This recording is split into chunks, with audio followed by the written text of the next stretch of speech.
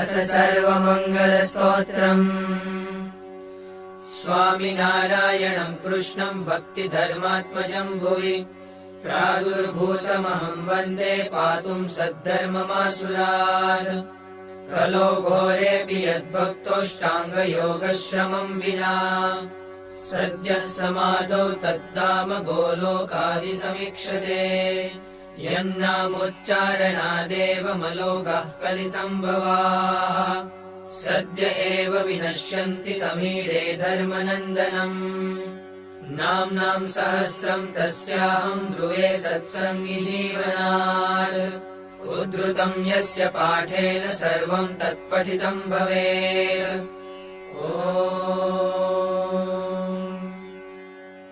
अस्य श्री सर्वमङ्गलाख्यस्य श्रीहरिनाम सहस्रस्तोत्रस्य धर्मनन्दन श्रीहरिर्देवता धर्मप्रिय इति बीजम् नैष्ठिकेन्द्र इति शक्तिः भक्तिपोषक इति कीलकम् मम सकलमनोरथ सिद्ध्यर्थे जपे विनियोगः। अथ ध्यानम्। श्रीमच्छारदपूर्णचन्द्रविलसत्स्मेराननम् श्रीहरिम् तुङ्गे पीठवरे स्थितम् परिवृतम् सद्भक्तवृन्देर्यथा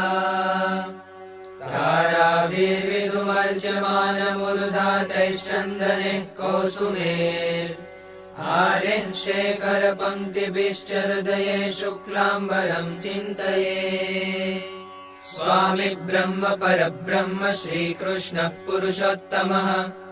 ब्रह्मधामा वासुदेव ईशेषो दिव्यविग्रहः सुरतात्मा जगन्नाथ इष्टदः करुणानिधिः प्रतापसिंह शरणम् शतानन्दवरप्रदः नारायणो नरसखो बदरीशस्तपः प्रियः स्वधर्मस्थो मुनिध्येयो महर्षिगणपूजितः अधर्मवैरी दुर्वासः सप्तधर्माद्यनुग्रहः धर्मावतारो धर्मात्मा भक्तिधर्मानुशासनः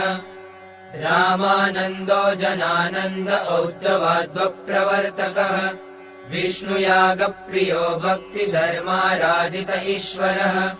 वृन्दावनेन्दुर्वरदो मुनिसङ्गहितावहः द्रोण्यर्तिहर्ता विघ्नेशो धर्मसङ्कष्टनाशनः भक्तिधर्मात्मजो भूमा भक्तिधर्मतपः फलम् सावर्णिकोत्रतिलको मध्वाद्यनवमी जनुः जनमङ्गलदिव्याङ्गो नराकृतिरलौकिकः भूतलानन्दजनको द्विजेन्द्रकुलभूषणम् रामप्रतापावरजो हनूमदभिरक्षितः हरिकृष्णो हरिः कृष्णो नीलकण्ठो वृषात्मजः स्त्रीवृन्दलालितो भक्तिनन्दनः प्रियदर्शनः हरिप्रसाद हर्षाब्धिर्धर्मपत्निस्तनन्दयः क्रीडद्बालव्रजानन्दः काली दत्तमदापनुत इच्छारामाग्रजो योध्या वासो बाल्यमनोहरः सरयूनियतस्नानः सीतारामेक्षणोत्सुकः प्रदक्षिणीकृतायोध्यः करात्यजपमालिकः दर्शनीयोर्ध्वतिलकः पुराणश्रवणादरः वर्णिव्रतधरो दान्तो गुरुभक्त उदारधीः अधीताखिल सच्छास्त्रः सामगो निरहङ्कृतिः प्रसूपदिष्ट साङ्गात्मभक्तिरज्ञानहारकः पितृप्रत्यात्मविज्ञानः पितृदिव्यगतिप्रदः निराशस्तीव्रवैराग्यः सन्त्यक्तगृहबान्धवः वर्णिवेशो महासत्त्वः स्वजनाज्ञातनिर्गमः हंसलम्बितसच्छास्त्रसारोद्धाराल्पपुस्तकः गणेशस्मरणस्तीर्णसरयुर्दैत्यमोहनः वनवासरुचिश्राद्धो विप्रेन्द्रो नैष्टिकाग्रणिः हिमाद्रिसानुचरणो निर्भयो भीतभैरवः दिशङ्कसंस्थो हनुमद्दत्तस्वादुफलाशनः कुलहाश्रमवासोऽर्कप्रीणनोऽर्कसमीक्षणः ऊर्ध्वदोरेकपादस्थो विस्मापिततपोधनः कृशो महातपः शुद्धो भक्तिधर्मनिषेवितः गोपालयोगि सम्प्राप्त साङ्गयोगोऽतिधैर्यवान् योगक्रियापटुः कर्ता कृतज्ञो भूरितीर्थकृत ब्रह्मात्मसंस्थितिः शान्तः सिद्धवल्लभपूजितः गोपालरक्षकः सिद्धदर्पः मान्त्रिकार्चितः त्रैलङ्गविप्रदोषघ्नः कृत्या भीषणदर्शनः विवेकमानः कालभैरवत्रासदेक्षणः जगन्नाथपुरावास आसुरावेशहृद्विभुः धार्मिकोऽसुरगुरुवोऽच्छेदहेतुरविक्रियः सत्रधर्मार्जितः कान्तः स्वप्रतापक्षितासुरः नानातीर्थकृतावासप्रावृढभ्रावकाशकृत ग्रीष्मसाधितपञ्चाग्निः शिशिराम्बुस्थितिः शुचिः निर्मानो निर्ममो स्नेहो निष्कामो निर्जितेन्द्रियः जितनिद्रो जितक्रोधो निर्मदो निःस्पृहोऽचलः वृक्षव्रती सत्यवादी क्षमी दमनिसन्ततः जितत्र्यवस्थो मेधावी दम्भहीनस्तपोधनः उपवीतिवल्कवासस्तरुमूलनिकेतनः अहिंसवृत्तिस्तेजस्वी निर्निमेषविलोचनः धनुर्मुक्तेषु गमनो ब्रह्मदर्शी महामतिः अयाचिताहृताहारो निर्द्वन्द्वो निष्परिग्रहः वाय्वाहारो जलाहारो मिताहारोक्षताङ्गकः ज्ञानिज्ञानीजितस्वादः प्रत्याहारहठोस्मयः पावनस्तेऽर्थिकगुरुर्वर्णिराजोदयाकरः जटीकोऽपीनवसनः शालग्रामतृषाहरः शिवाप्तसक्तुरक्षोभ्यो निसङ्गोऽध्यात्मवित्तमः सदा समाधिरानन्दी निर्दोषो दोषनाशनः कान्तारगतिरेकाकी सर्वसाधुगुणालयः तीर्थिकस्तीर्थधर्मज्ञस्तीर्थस्थाधर्मनाशनः अनाद्रतवपुः सौख्यः प्राणायामपरोव्रती ऋषिवृत्तिर्मुनिर्मौनी निर्विकल्पोऽल्पभाषणः वस्त्रपूतोदकपिबो यावदर्थाङ्गचेष्टितः ब्रह्मज्ञस्वेरवर्तित्वबोधिग्रन्थविवर्जनः निरुपानदपृष्ठाद्वा घोरारण्यचरो भ्रमः स्त्र्यङ्गगन्धासहो सक्तो जडाङ्गिरसवर्तनः ऊर्ध्वरेता ब्रह्मचारी योगी योगज्ञसन्नतः योगीन्द्रदुश्चराचारः सौराष्ट्रजनपावनः लोचलोकमहानन्दः साधुः साधुप्रपूजितः अनुच्चारितदुर्वाक्यो मधुराक्षरभाषणः त्यागिमान्यो महायोगी सदाश्चर्यक्रियस्थिरः ध्याताध्यातृमनोदर्शी मनस्वी मानदो मृदुः प्रश्नोत्तरपटुर्वेद तत्त्वज्ञो बुद्धिमान् बुधः उद्धवेक्षोत्सुकोऽनन्तः पत्री एकपटुः प्रभुः पत्र्युत्तरज्ञातनिजैश्वर्यसाध्वतिमानितः रामानन्दः स्वामी वीक्षानन्दः साधुप्रियः प्रियः गोधन्याप्तमहादीक्षो गुरुसेवापरो यमी भक्तो नारायणमुनिः सहजानन्द आत्मद्रगः गुरुमान्यो गुरुप्रेष्ठो गुर्वन्तिककृताञ्जलिः गुरुवाग्नाकृततत्पार्श्वोपवेशगमनक्रियः नारायणानन्यमतिरेकान्तिकमुनिप्रियः वर्णीन्द्रो नैष्टिकप्रेष्ठ एकान्तिकसदर्चकः यशस्वी भूरि तेजस्वी वैदिको ब्रह्मवर्चसी सन्न्यायवर्ती निर्द्वेषो भक्तिहर्षविवर्धनः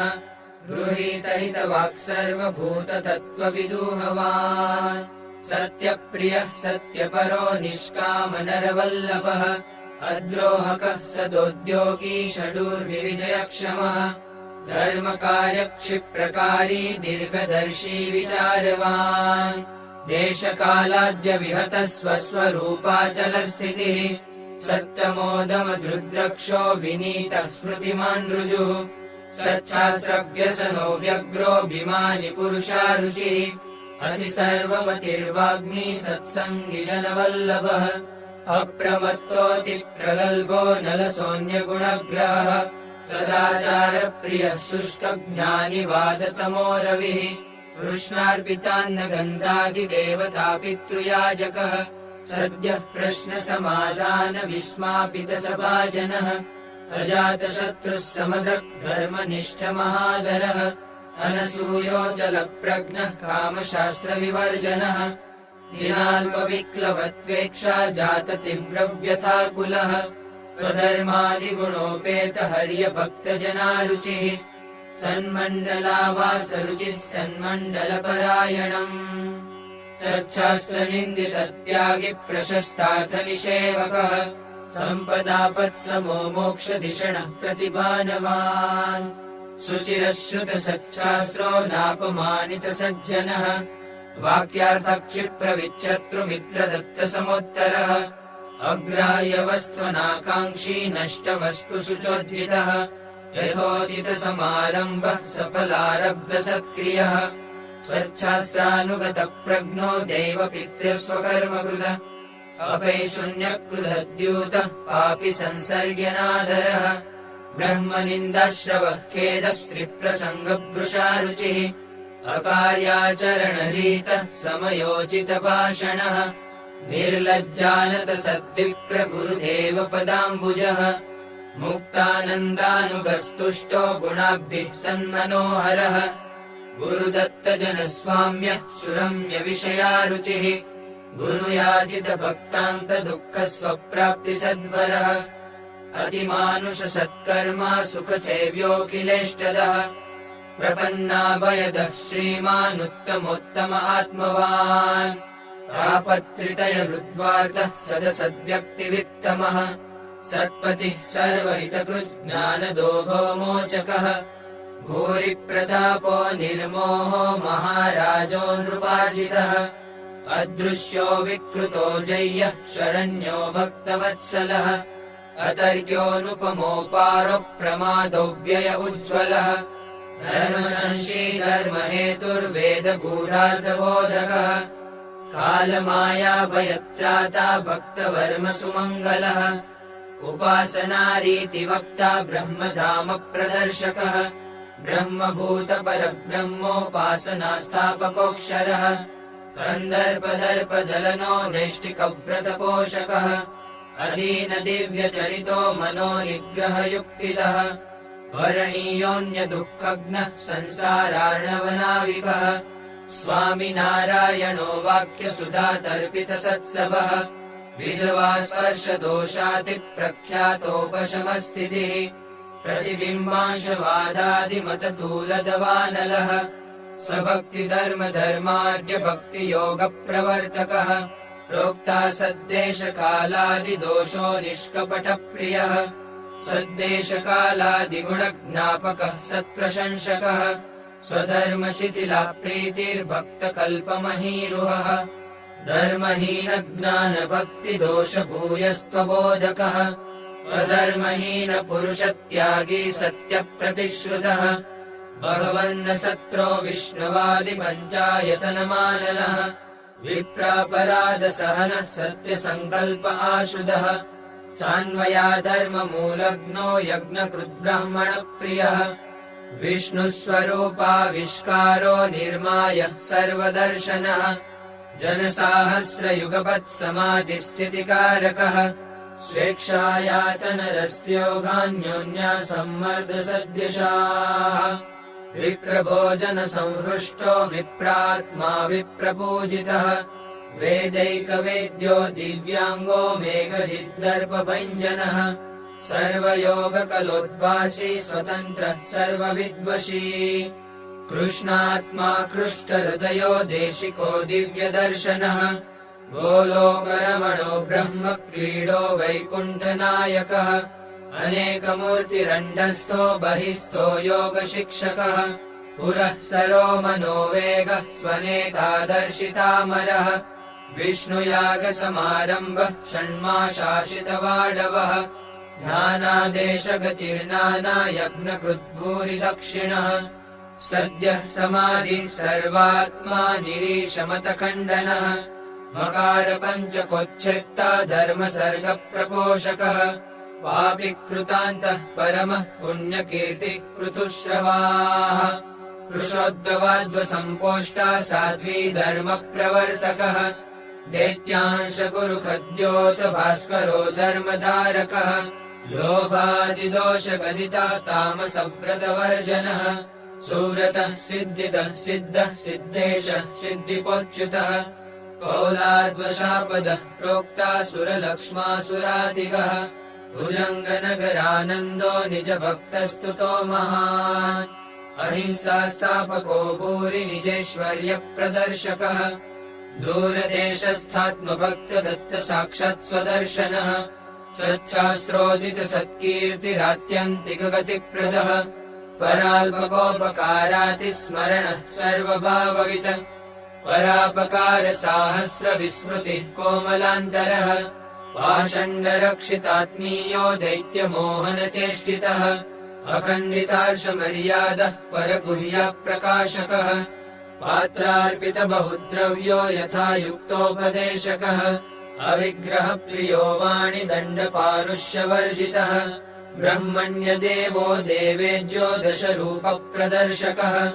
अकुण्ठितवचादेशाचारज्ञो नाद्रतोद्धतः शिक्षार्थक्षणरुङ्नित्यमेत्रसच्छास्त्रसङ्ग्रही धर्मिपक्षः साधुसेवी पुण्यश्रवणकीर्तनः प्रणतार्तिहरः पूज्यो विषयासक्तनिन्दकः भक्तदेहान्तसमयदत्त दिव्यस्वदर्शनः यमदूतावितस्वीयो नरकार्तिनिवारकः सन्मार्गवर्तिताशेषस्वाश्रितः शीघ्रसिद्धिदः अनाथरोगिवृद्धार्वभिक्षुपोषणकारकः गूढाशयो गूढमन्त्रः सर्वजीवाप्रतारकः भक्ता सद्वासनोच्छेत्ता सदाग्रहविवर्जनः पोष्यवर्गानुविहित तत्समानमिताशनः आपत्कालात्यक्तनिजः पञ्चकालार्चिताच्युतः योगेश्वरो मुनिपतिर्नित्यमुक्तो महामुनिः बौद्धादिनास्तिकमतखण्डनः पण्डितार्चितः अहिंसयज्ञप्रस्तोता वैष्णवक्रतुकारकः मद्यमांससुरागन्धघ्राणशुद्धिविदापकः मत्तोन्मत्तखलावादी पुरस्कृतगुणाधिकः नानाभक्तजनानन्दः सदसद्व्यक्तिदर्शकः भृगुनन्दीशशापार्तजनरक्षक उत्तमः वेदविच्छास्त्रविद्वादिदुर्जेयो हृतसंशयः खट्वाङ्गात्मा हृदम्बोजध्येयोऽध्यातृमनोहरः ज्योतिः संस्तोतिरम्याङ्गः सुरेखारुणपत्तलः चार्वङ्गुलिर्नखेन्द्वालिप्रभापहृतहृत्तमाः पद्मकोशातिमृदुलचरणस्तुङ्गगुल्फकः ह्रस्वजङ्गो वृत्तजानुः समोरुः सत्सितांशुकः गम्भीरनाभिराजानुभुजस्ततभुजान्तरः कण्ठलम्बितहारालिः कम्बुकण्ठोरुणाधरः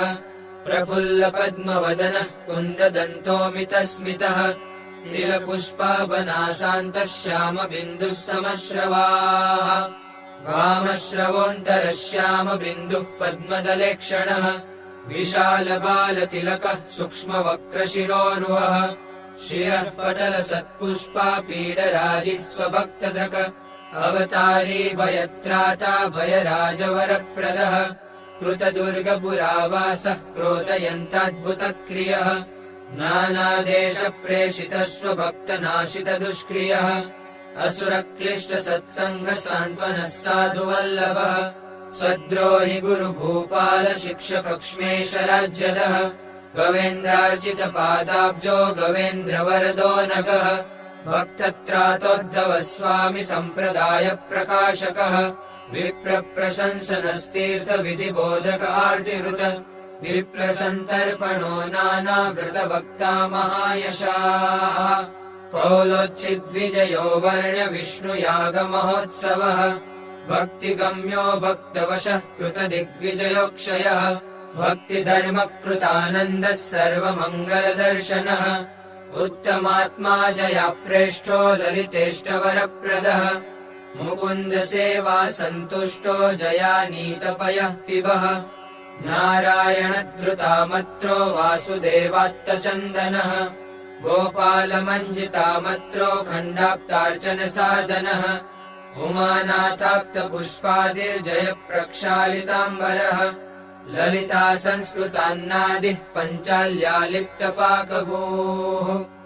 अवरामार्जितावासः शिवोपानीतपादुकः जय गोविन्दाप्तवन्यो मय रामाविताम्बरः प्रयागोक्तपुराणादिर्निशादित्यकथाधरः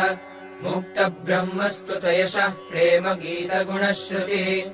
महानुभावमुदितः शुकरक्षितपुस्तकः आनन्दकल्पितावासः सोमसूरादिपार्षदः यथार्हकारितात्मीयसेवनो भक्तकामधुक निबद्धोत्सवपर्यायो विजयोत्सवतोषितः अन्नकूटकृतानुग्नो महासंभारहारकः पत्रदूताहूतभक्तः पाकशालावलोकनः प्रत्युद्गतमुनिभ्रातो मानिताखिल वैष्णवः सत्प्रीणनः क्षणस्वापो दीपालीमङ्गलाप्लवः ब्राह्मक्षणासु विहितदैत्यकोकिलधर्मविद चारुचक्रकपीठस्थ उत्तमक्ष्मेशपूजितः भक्तस्वेच्छाप्रदानोत्को मय रामे क्षणस्मितः भक्तसम्प्रीणनद्रुतनूतनांशुकभूषणः अनर्घ्यपीतकौशेयपरिधानविचक्षणः मुकुटाकृतिसम्बद्धशोणशीर्षपटद्युतिः सस्वर्णबिन्दुकौसुम्बसत्कञ्चुकधृतिप्रभः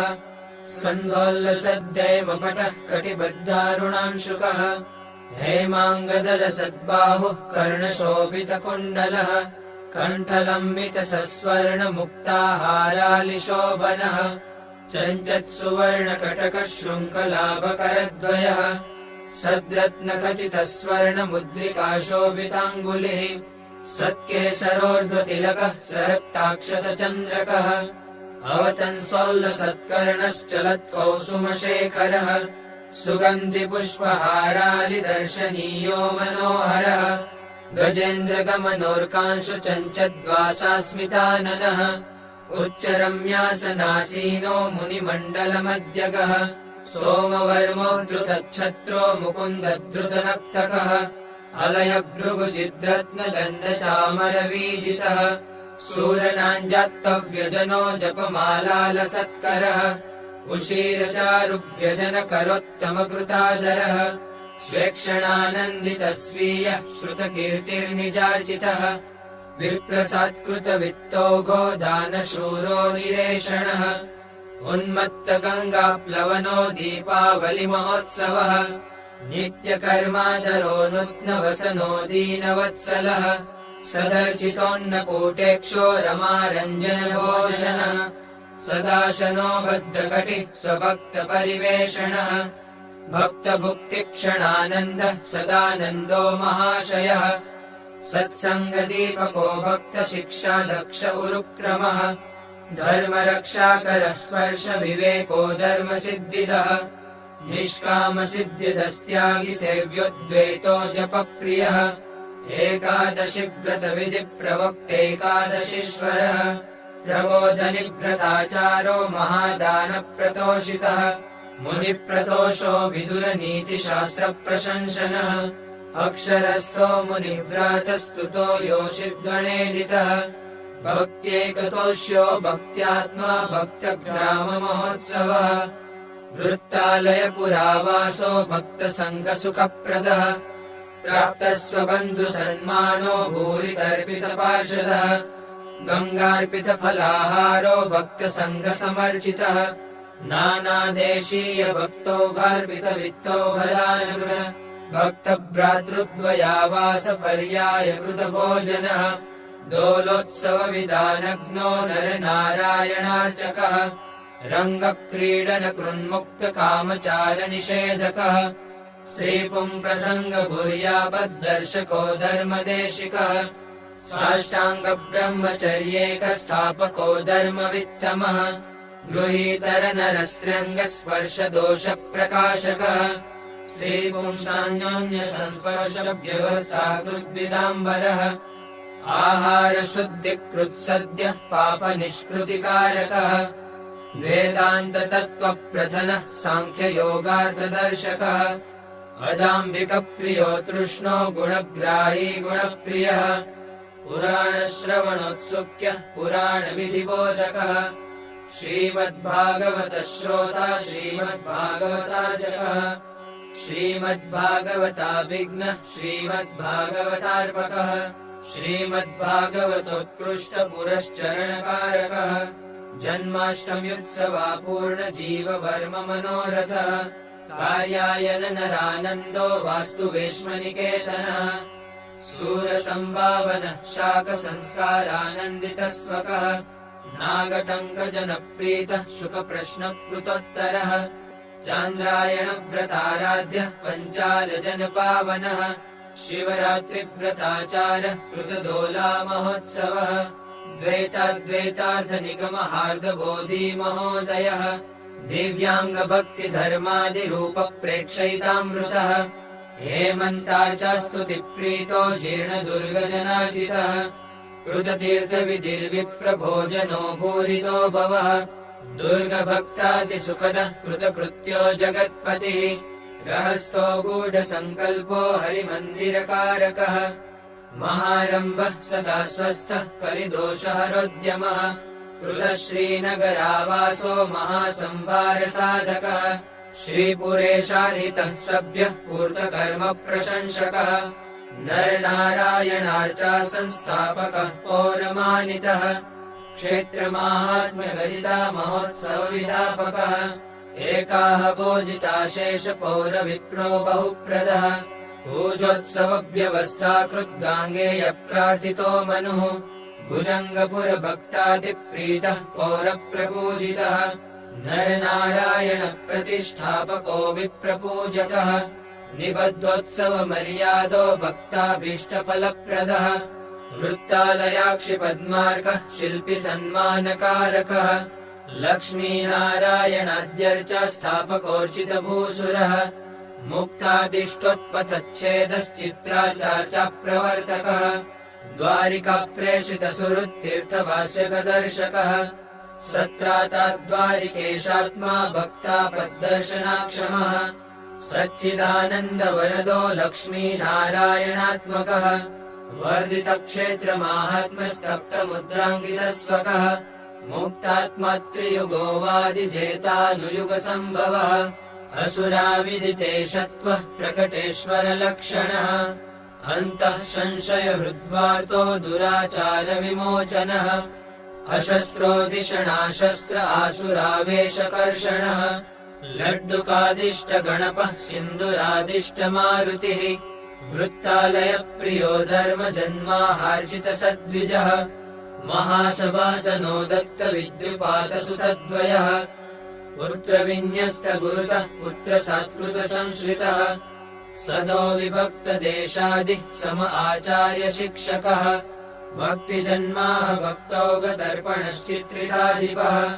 नृपामात्यार्थितः पौरप्रीतो वटपुरागमः मन्त्रिप्रत्युद्गतो नानावाद्यवादकसंवृतः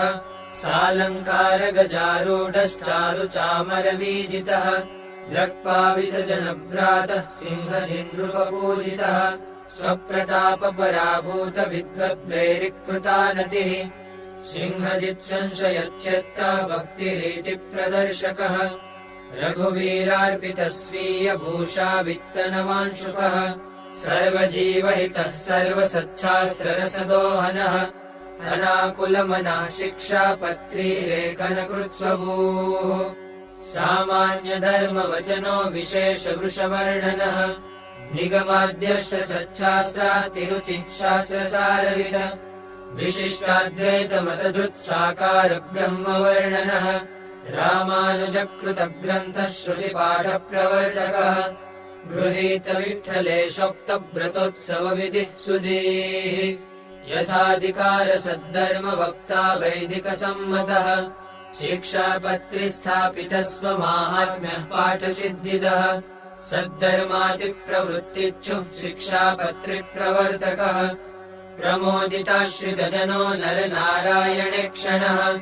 महादोलोत्सवो योध्या प्रसादार्पितसद्वसुः धोरेयस्थापितः श्रीमद्राधा मदनमोहनः पुत्रोपदिष्ट श्रीकृष्णमन्त्रदीक्षाविधिक्रमः प्रोक्तदीक्षितसद्धर्मः कृष्णपूजाविदापकः प्रोक्तापराधनिर्हारः क्षमासारः सदर्शनः श्र्याचार्यपत्निशिष्यत्वस्थापकः शिष्यशासनः पुत्रदत्तमहादीक्षः पुत्रदीक्षितपूरुषः स्नुषादीक्षितयोषः श्रीराधाकृष्णेष्टदेवतः सत्सङ्गिध्येयसन्मूर्तिरेकान्तिकपरायणम् पुत्रप्रोक्ताब्दिकाशेषव्रतोत्सवविधिक्रमः गोपालप्रश्नसंहृष्टस्त्यागि धर्मोपदेशकः लोभोन्मूलनधीदाता कामोत्खननयुक्तिदः दुर्जेयरसजिद्बोधो निःस्नेहत्वविधापकः मानसर्पविषत्राता कृष्णेकान्तिकशंशनः सधर्मज्ञानवैराग्यभक्तिबोधनपाटवः ज्ञानस्वरूपनिर्णेता नियन्ता पुरुषात्मकः प्रकृतीशो महाकालो मायेशो व्यकृतात्मकः हिरण्यगर्भस्तत्त्वात्मा तत्त्वलक्षणलक्षकः वैराजोऽखिल विश्वात्मा बुद्धिप्रेरक ईशिता जीवेश्वर ब्रह्म माया रूपयाथार्यबोधकः निर्गुणो गुणवृत्तिज्ञो बद्धजीव विमोचनः भक्त्याराध्यो महादेवो ज्ञेयो ध्येयः प्रकाशकः शेषीकृताक्षरपरः श्रीकृष्णः कालकालनः कृष्णसेवाहीनमुक्तिचतुष्केच्छापहापकः आदिष्टसाङ्ख्यसिद्धान्तो निजज्ञानफलप्रदः ऋष्यात्मकश्चतुर्वर्णाश्रमधर्मनिरूपकः षट्कर्मविधिनिर्णेता गायत्रीमन्त्रदैवतः स्मार्तवक्ता श्रौतवक्ता विप्रधर्मविशेषविद जीविकावृत्तिनिर्णेता हेयोपादेयबोधकः आशौचनिर्णयश्राद्धविधिवक्ता विधिप्रियः कलिहेयार्थनिर्णेता राजधर्मनिरूपकः पतिव्रता धर्मवक्ता विधवा धर्मरक्षकः नानाव्रतसमाराध्यः पूजा विद्युपदेशकः स्पर्शनिर्णयकृद्वानप्रस्थधर्मप्रदर्शकः सन्न्यासधर्मगलिता साङ्गनिष्कृतिबोधकः जीर्णदुर्गस्थापितः श्रीद्वारिकेशादिरात्मदः ब्रह्मचारि धर्मवक्ता बृहद्धर्ममहादरः दुर्गालयस्थापितः श्रीगोपीनाथोऽखिलार्थदः सहाङ्गयोगोपदेष्टा पिण्डब्रह्माण्डनिर्णयः भूतस्वरूपनिर्णेता वायुभेदनिरूपकः कालज्ञानवदो योगसिद्धिहेतुप्रदर्शकः शतानन्दस्तुतस्तुत्यो भक्तवाञ्छितपूरकः शिक्षापत्रिग्रधनकः शिक्षापत्रीविधिब्रुवः शिक्षापत्यर्थसन्तुष्टो लीलासन्दर्भकारकः निर्वासनस्तिरोधानलीलासम्मोहितासुरः वैमानिकवृतो हृष्टदेववृन्दसमर्चितः स्वार्चप्रादुष्कृतेश्वर्यो दत्तप्रत्यक्षदर्शनः भक्तेक्षाहसितः पुष्पाद्युपाहर्तान्नभोजनः क्षीरपो नीरपस्वोपयाचकेष्टाशु सिद्धिदः पुत्रदो वित्तदो विद्याप्रदो वैरिभयापहः अपमृत्युहरो भुक्तिप्रदो मुक्तिदाश्रयः ऐश्वर्यदो रोगहरो ज्ञानकृद्भक्तिदोऽधिपः समाधिदस्तमोहर्ता सर्वमङ्गलमङ्गलम् इत्येतत् श्रीहरेर्नाम्नाम् सहस्रम् परिकीर्तितम् स्वरूपगुणचारित्रानुबन्धिप्सितसिद्धिदम् एतद्धि परमम् स्तोत्रम् सर्वमङ्गलसंज्ञितम् यः पठेत् शृणुयाद्वासौ नित्यम् मङ्गलमाप्नुयात् धर्मसर्गे मतिस्तस्य स्थिरा स्यान्मुक्तिदायिनी जयेद धर्मसर्गम् च बन्धहेतुम् स सत्वरम् भुक्तिम् मुक्तिम् तथैकान्तभक्तिम् चास्य प्रभावतः देहान्ते च हरिर्धाम गोलोकम् प्राप्नुयाद्धि सः तस्मादेतत् सदा भक्त्या पठनीयमिहोद्धवैः भक्तेः पुंभिर्द्विजैः स्त्रीभिः सच्छूद्रैरपि दीक्षितैः नैतत् खलाय दातव्यम् न धर्मशिथिलाय च न भक्ताय क्वचित् देयम् भक्ताय सर्वथा एतत् सदा मङ्गलकारि पुंसाम् तथाखिला मङ्गलनाशकारी स्तोत्रम् भवत्युद्धववर्त्मभाजाम् यतोऽधिकम् किञ्चन नास्ति पाठ्यम्